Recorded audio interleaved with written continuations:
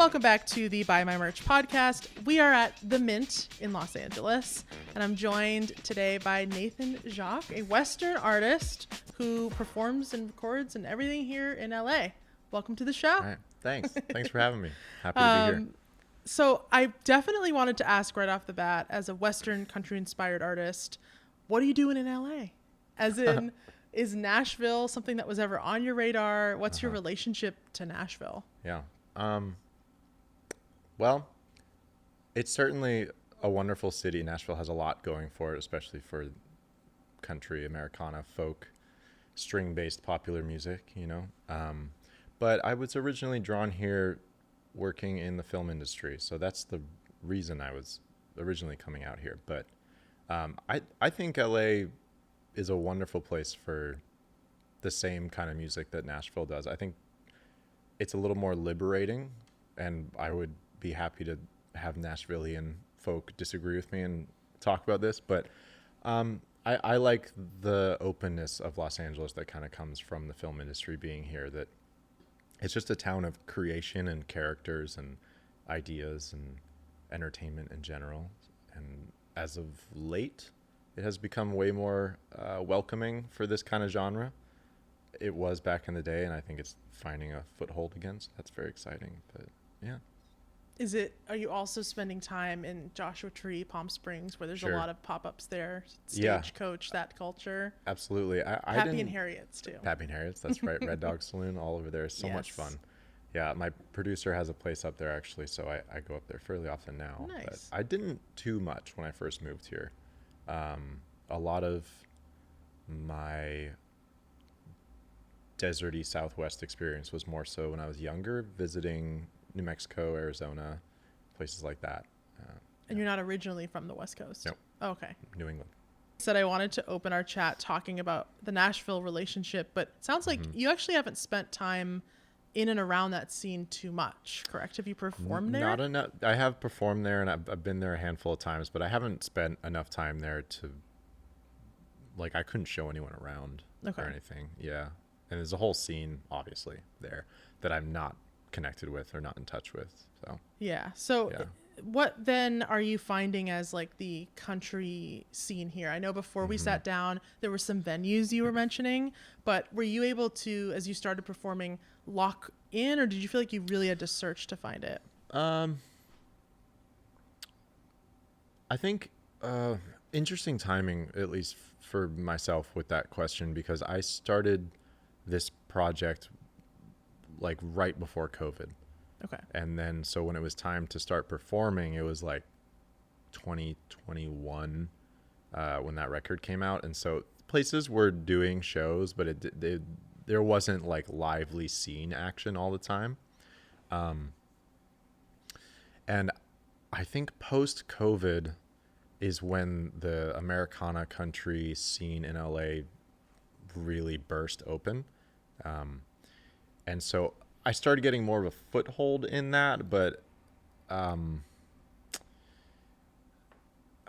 it was an interesting parallel of like the world was coming back to doing fun things like live music, and I was embarking on this new project, live music quest at the same time. So it felt like two new unstable grounds at once.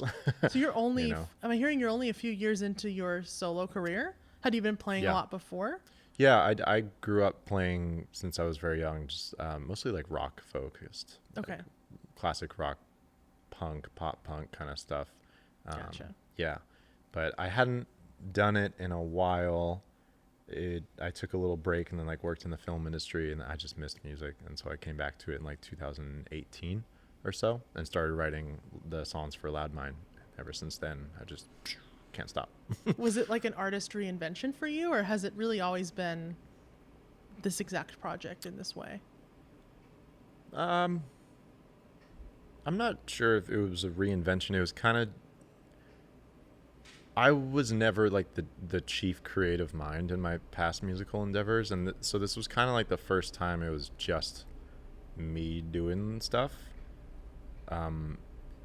And so it was not really surprising but I hadn't really played country or folk or anything like that too much before. There are elements of folk in a lot of rock stuff that I had done, but it's never straight there. So when it started happening, it was kind of like naturally it was coming out, and I was like, oh, yeah, it's like this is just was in me the whole time, and it just took me a while to find it, kind of thing. That's, Wow. yeah. You talked about also noticing the scene sort of like expanding post-COVID. Why do you think it was during that time there was attention on it?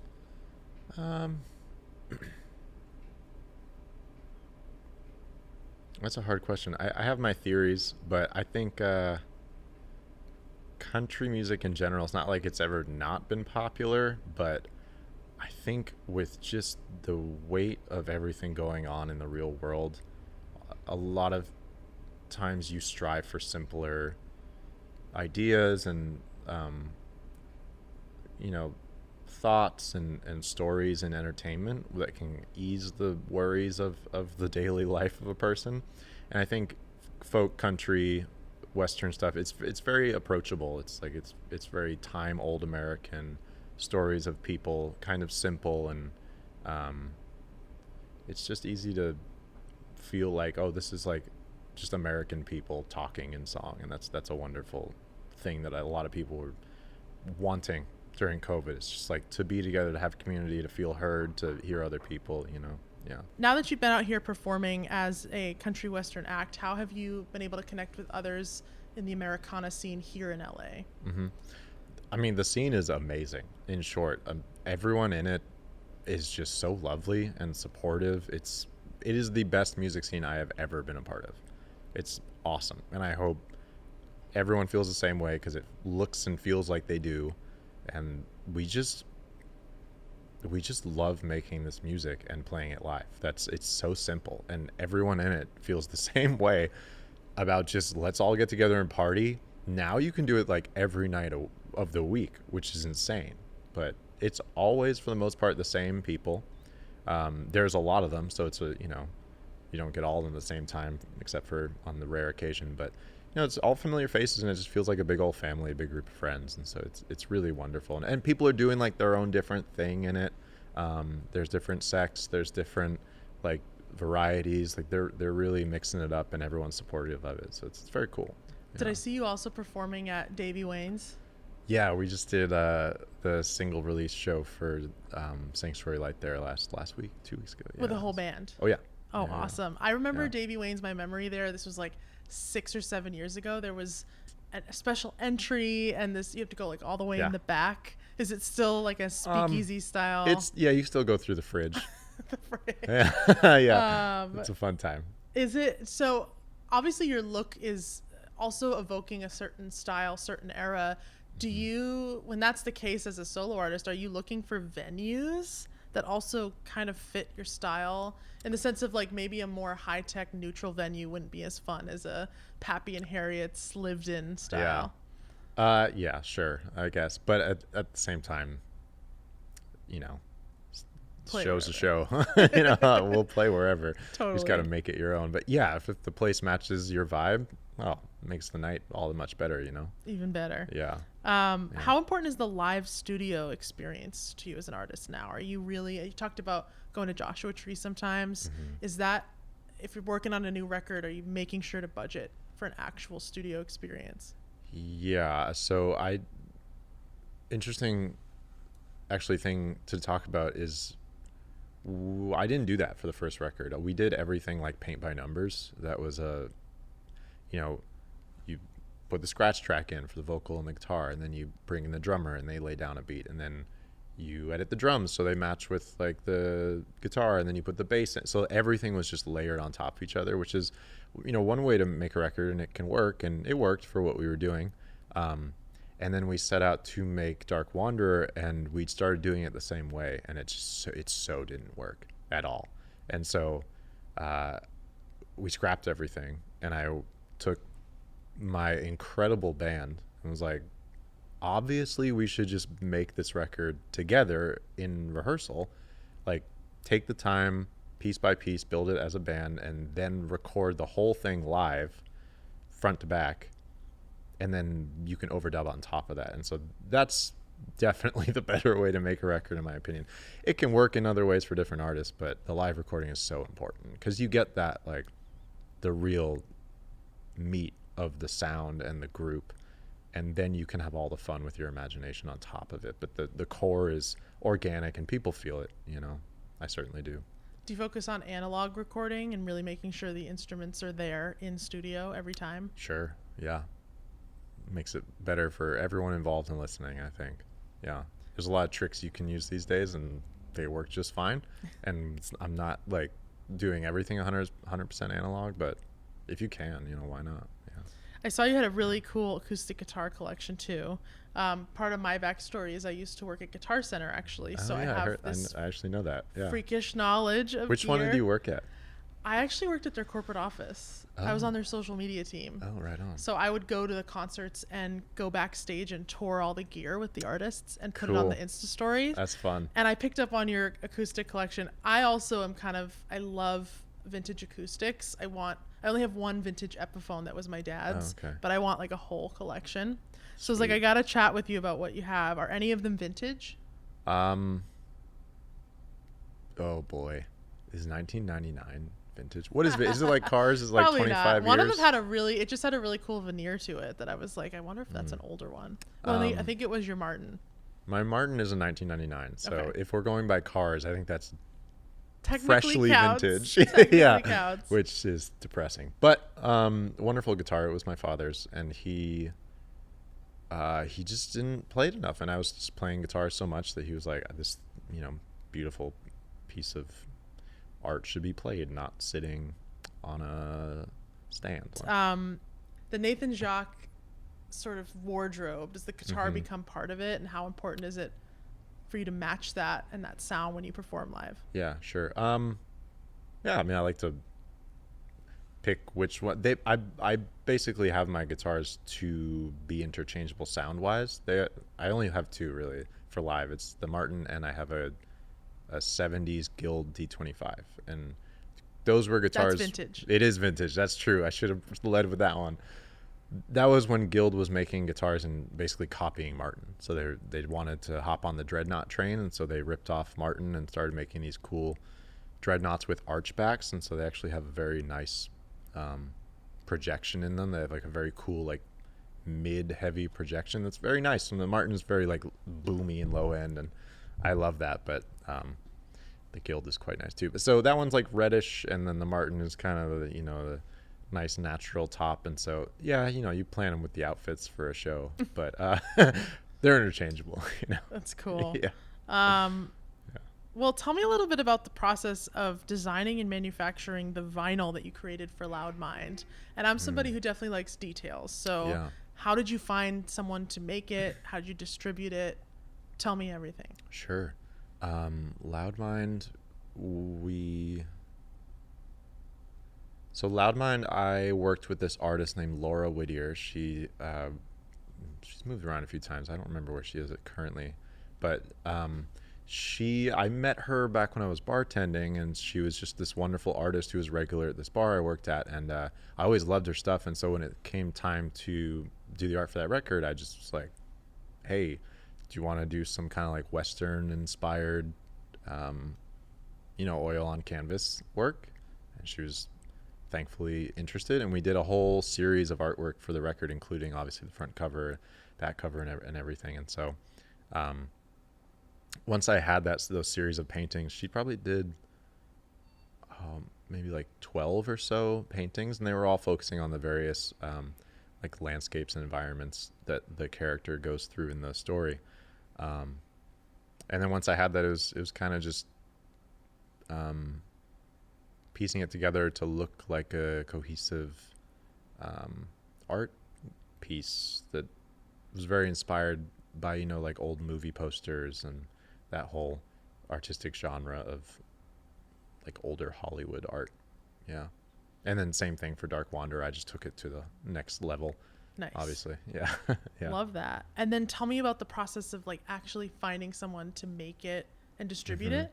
So finding like a vinyl distributor. Yeah. I'm having a hard time remembering how we found vinyl, like the person to make the vinyl. it was some company that I wouldn't recommend working with for that mine. Okay. Yeah. Hey, Since that's then, the honest. That's the part of it it. is. It's Yeah. honesty. Not trying to throw anyone under the bus, so I won't say who it is, I guess. But now, for the past two pressings I've done, which we did one for Live Out West, the little live in studio EP, and then Dark Wanderer, we used the Vinyl Lab. They're out of Nashville, and they are wonderful. So it's the guys from Infrasonic Okay. Sound, also based in Nashville. They have people here in LA too. They we had a mixer from there, mixed the new record. Pete Lyman mastered it. He's also with Infrasonic. And then Nick Townsend, who's here in Los Angeles, he actually cut the lacquers for it. And that's actually very cool because we actually got to go to see that record, like put the sound into Oh, that's so cool. the master vinyl. Yeah, it's a really wonderful process. If any artist has a chance to do that, it's really outstanding. How did you choose how many units you would want? It's like, how many can I store in my closet versus how many I think will sell. You know, ordering vinyl is a pain in the ass, and it takes a long time for it to arrive. You know, so it's you kind of have to put a bunch of foresight into it, and Totally. hope that people buy it, or order small enough and then don't have hopes. I don't know. It's a tricky thing. It's the type of thing, again, like a lot of why I love to go to new cities and chat with artists is we're thinking about artists who are just starting out. Yeah. So when I ask you something, like thinking about the world of how you're making it, Right. that stuff's really interesting, actually. It's the part that we never post on our social channels or we don't get into the details of. Right. But it's really cool to just hear who it was you worked with, that you got to go see it. Yeah. And that you get enough to fill your closet, basically, which is Absolutely. reality. Yeah. And they accommodate. It sounds like they were letting you pick how many you actually wanted. Yeah, I think that's a really important thing for new artists. Like, if you're doing a vinyl press, you just want the most control over that you can. And that's why I would recommend going with a local company. Like, obviously, if you can find one in your city, that's amazing. But go with, if you're in the U.S., like, go try and really work with a U.S. based pressing company. Like, it's worth it. Like, the communication and like the ship time and just like everything is better. It's such a attention to detail process. You don't want to be in the dark about any of it, Yeah. And so I love working with Vinyl Lab. They're so nice. They're so timely. They're so communicative. It's great. And I remember I checked in on like the status of Dark Wanderer. I was just curious like where the production was at, and the woman I was corresponding with, she was like, "Do you want me to take some like social media videos for you of it being pressed?" I was like, "Sure, yeah, sure, it's great." Unprompted, and that's the kind awesome. of love and care that you want for something that you put so much work into, and making a physical item that's really expensive to make. It's like, it's a nightmare when that doesn't work out. So Yeah. And if you're comfortable, can you give a range, if not the exact amount, a range of how much it can cost for just like yeah, a starter pressing set, or what do we call it? yeah. Like a starter order, really? Sure. I feel like usually it's like 250 is usually the minimum. Okay. You can I think you can do less. I think we did 150 or something for Live Out West. Like, it just like no plans of selling a ton of those. Just have a few and we can sell them and stuff. But Could you repeat that just because Oh, yeah, just sure. because of audio. yeah. For most places, as far as I've known, it's 250 is the minimum for vinyl orders. But obviously, if you have good rapport or you just good communication with the company, you can probably do a more select or limited order. I think it's usually around like 20 per unit. Okay. It really varies based on what you're doing. Like, is it a side A, side B? Is it a double LP? Is it a gatefold? Like, there's obviously a lot that can come into play and bump those numbers up a lot. So, but if it's just like one vinyl record, no fancy stuff, like not a ton of inner sleeves or any full color art, if you're just going fairly simple and like rudimentary but still look really nice, I would assume it's between like 15 to 25 per unit kind of thing. Gotcha. Yeah, Not as which much as then I thought, actually. No, and I then don't know why I think you it's like obviously such an upsell it. exorbitant price of like Yeah. 30 to 40 per, and then you have to It take a can be. loss on it almost. That's a lot. That's why, like, 40, that's why but I wanna mean, ask. that's a lot. It's gotta be, you gotta have all the bells and whistles for that, I think, you know? Yeah. Well, I want to shift gears a little bit and talk about your social media. Cool. I definitely noticed a thematic approach on the day that we're filming this. You're actually teasing something coming, but everything from the music videos to the actual marketing that ends up on your socials seems very planned and thematic. So Yeah. I just want to ask you, is this the type of thing that comes before you start writing, or do you let that marketing actually be inspired by what you write? Oh, definitely the latter. I have mixed feelings about social media. Don't we all? Share them. Share them with us. It's- That's what this Yeah, forum's all absolutely. about. It's the most useful tool, and it's not even close what number 2 is for artists these days, as far as growth of your brand and everything. It's the best. When I was starting out, I hated it. I hated it so much. I still have hate for it, but it's inevitable. Like, you just have to do it. And so it's about finding what you're comfortable with doing, what you want to do, what makes you happy, what you would like to see from the artist that if you were viewing yourself, because if you're not into your own stuff, that doesn't really make sense. You're making stuff that you wish was already populated in the musical landscape, but it's not. Like, that's what I believe an artist is. And so what would you like to see? And leave it at that. Like, I eventually came to that conclusion where it's like trends, things you're supposed to do, rules. No, stupid, dumb. Like, just do everything for the audience of you yourself personally. And then if people dig it, that's awesome. And if they don't, who cares? I don't know. Because then you're being true to yourself. And yeah, I just don't think it won't work if that's the case. If what you're doing is like really out there and detrimental, okay, good luck. But, you know, I'm not trying to do anything that I am not interested in. And that even comes with social media. Yeah. And so clearly you're interested in the world of film and Western. So I just want to ask, how did you, is that You something, don't say. is that something Yeah. that like almost came to you as you started making music, or has that been a constant for you your whole life? Oh, it's a constant. Yeah, I just grew up loving movies and films so much, and Westerns, I grew up watching them with my dad. That was kind of the big thing. Yeah, as a little kid. More so just like kind of absorbing Westerns. And as I got older, I got really into them and I loved them. But they were just on a lot when I was a kid. And movies in general, I just grew up seeing so many and being so into it. And so that's been with me forever.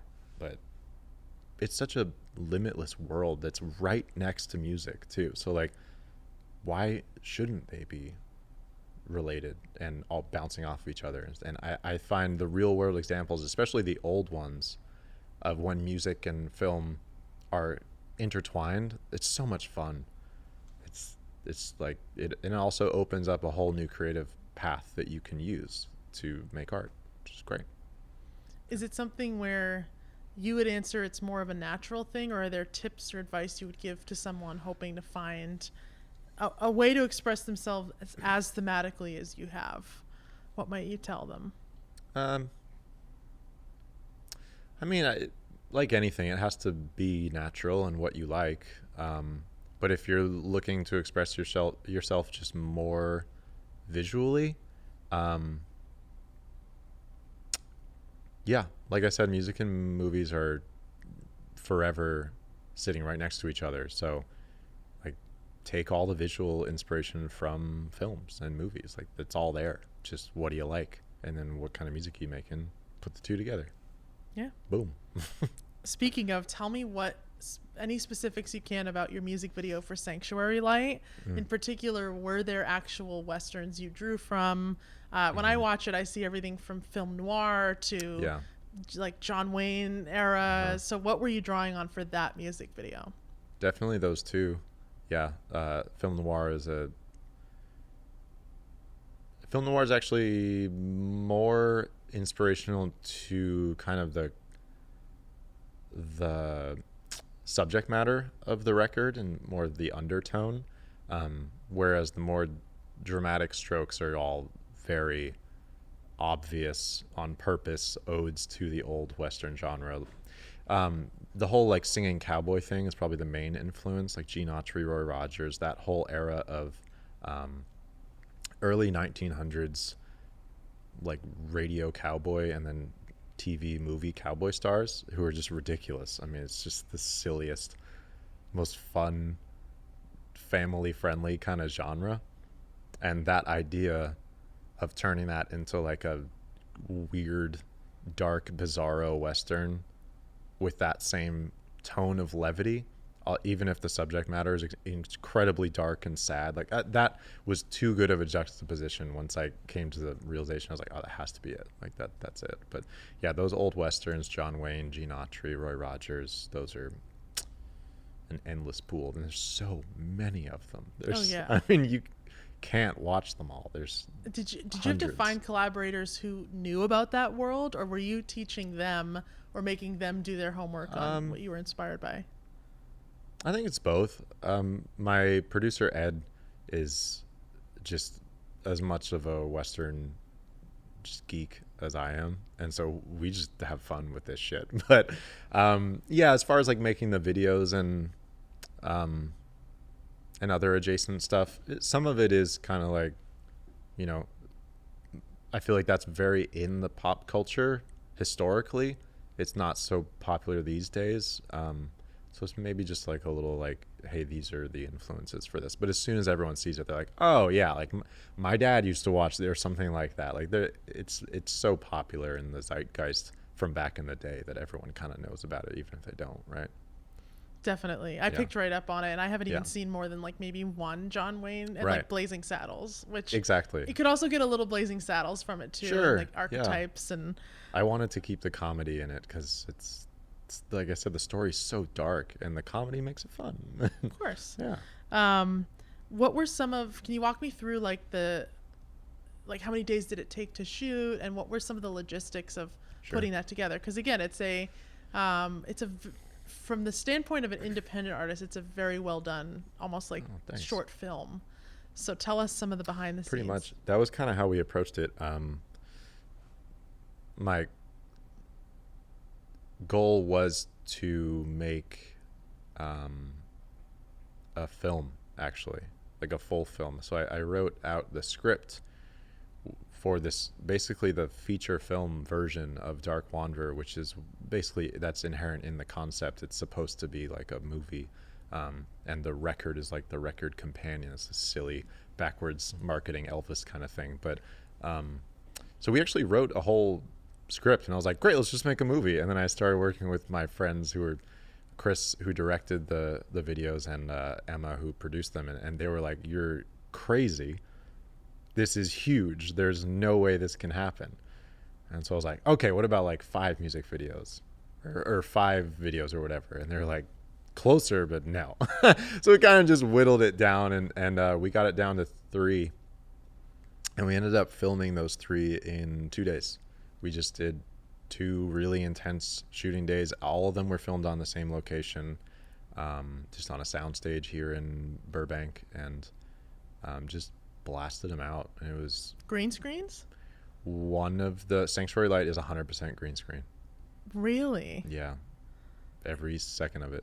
Did you have to have all of those backgrounds handmade, or were you grabbing them from stock images? Too much secret sauce here. It's a lot of secret sauce. The backgrounds were painted by a wonderful artist named Artemis Fisher. They were painted. I'll leave it cool. at that. Painted, and then so who was writing the characters for this world? Was that you? Yeah. Where did these characters come from, the lyrics and the songs that you already made? I weirdly only kind of know how to work in that like concept realm. That's just what I like. I just am such a story buff. I just love stories, and like I love pieces of art, especially music, where there are no expectations for a story to be in there. It's just music. Like one song can go to the other and have no relation. But the stuff that is connected the whole way, I just love it so much. And so I've always been writing like that, or for this project. And so this record, some of the songs came out first, but soon after that, the story started coming together, and I really wrote the story first, and mostly in like poetry, and then kind of turned those into songs, and through editing created the kind of the two worlds in tandem, where like the music would develop as the story develops, and they'd influence each other, and eventually kind of just became the whole picture. Wow. Yeah, it really does read like a video. It reads like there's a part 1, a part 2, and it sounds like that's what you guys were going for, like a film of some kind. Yeah. It was like, how can we... The concept is that it's a movie, right? Like Dark Wanderer and the Bounty Hearts, this like old, terrible singing cowboy B movie. How do we make the whole movie without making the whole movie? And so that was our approach. And so basically we did like, 2 videos that are the movie. One that's a trailer, but it's like multiple scenes from the movie. The other one that's the final scene from the movie, and then basically stops on the terrible press tour for the movie. And so how do you you make the whole world inside and out, real world and fake world, real world and fake world. I don't know. Super cool. Yeah. Did you bring any of the sets or any pieces from those videos to the shows you've been doing recently?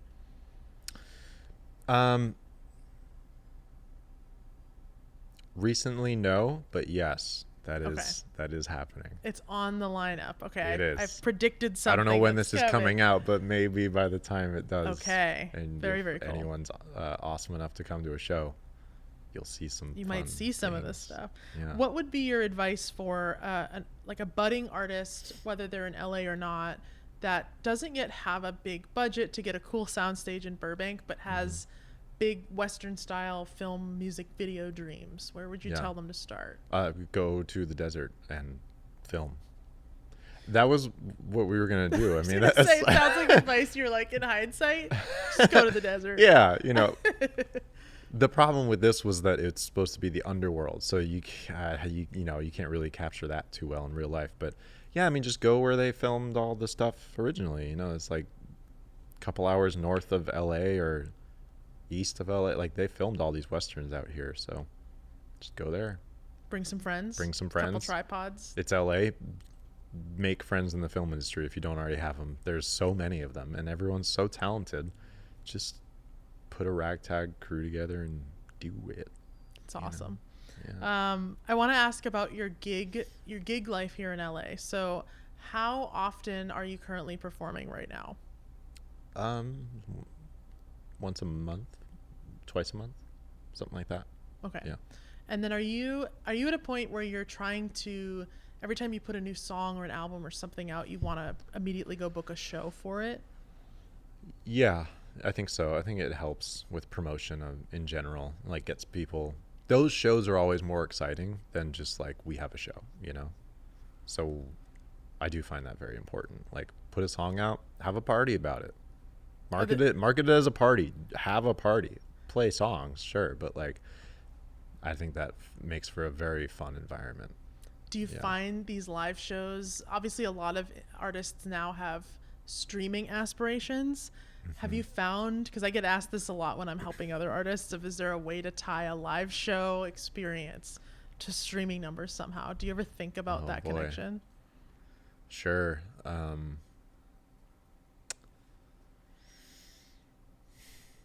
You mean you can like tell people to go stream it?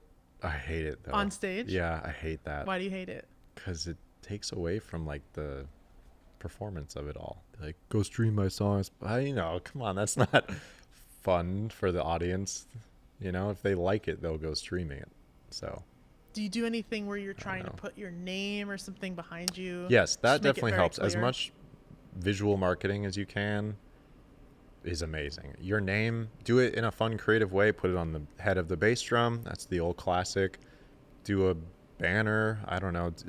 People have sometimes like cool little neon signs at the front of the stage. I've seen that. That's a good, but like, yeah, put your name. You can be as aggressive to like put your Instagram handle, not even your name, like whatever, how they can find you. Like, Yeah, definitely. If you're on stage, you want all the people to know who you are without having to go talk to them or make sure that they heard it one to a few times you say it live, you know?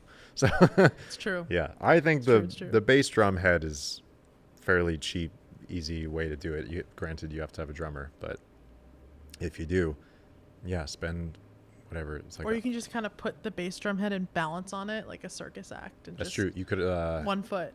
yeah. I mean, hey, you could just get a bass drum head or take your drummers while they're sleeping at night. No, I'm just kidding. And then just write your name on it. Yeah, I mean, if find a friend who's an artist, have them just paint onto the thing. It works. You know, It That's works. cool. It works. It works. Yeah, sure. What are your thoughts on keeping a day job while also pursuing music?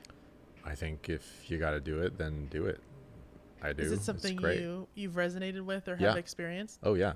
I mean, if you can make money off of your music and not work, amazing. That is the dream, I think. If you on your taxes get to write musician or whatever, God, what a day, you know? I'll send the IRS a love letter with my taxes. That's awesome. But yeah, you gotta fuel the fire with, wood. You can't fuel fire with fire. So you gotta just do it. Work whatever you gotta work. I mean, I bartended for 9 or so years. And it's like, I have a day job that's not bartending, but it's a day job, and I work it every day of the week. And so just do what you gotta do. Do you bring your artist persona to the office? Nope. Do they have any idea? Oh, sure. Yeah. But do you have there's to? nothing for me to sing or play or do at work, you know? Sometimes certain jobs there are. The job I have, that's not the case, but that's all right, you know? Yeah. Okay. Yeah. But yeah, keep the day job.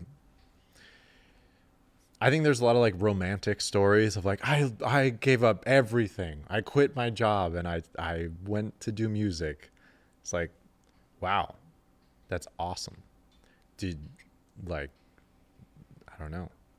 Got to win the lottery or not make it realistic really for fast, you know? Yeah. But the point is, you can look at all the things that many of the artists who've come on my podcast, and you as well, it sounds like, Yeah. have balanced lots of different gigs and jobs, and Yeah.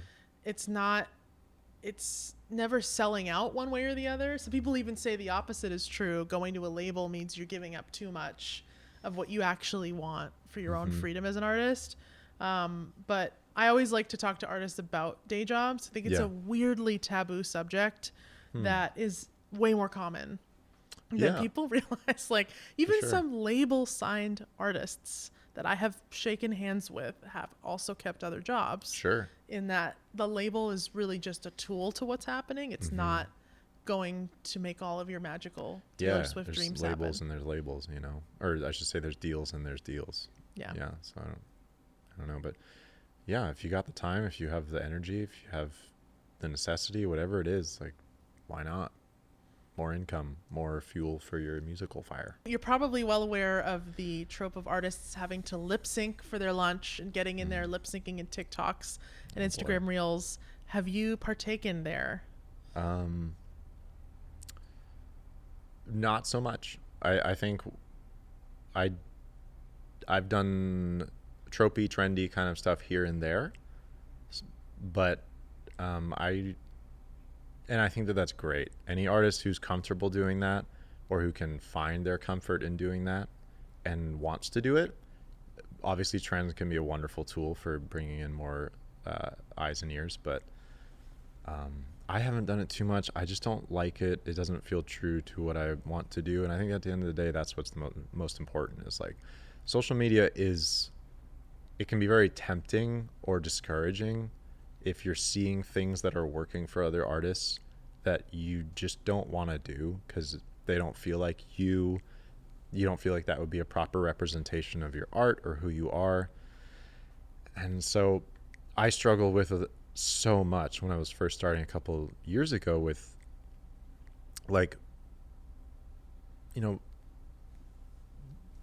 not wanting to do that. And like, I did it somewhat and sometimes it worked and it felt good. But at the end of the day, a few years later, kind of looking back, it's like, the people who your music is for, it will find those people. Like if you just make the effort in whatever way, it doesn't have to be trends. You can get creative with how you're trend adjacent, or like, you know, paving your own path through, but just doing what is true to you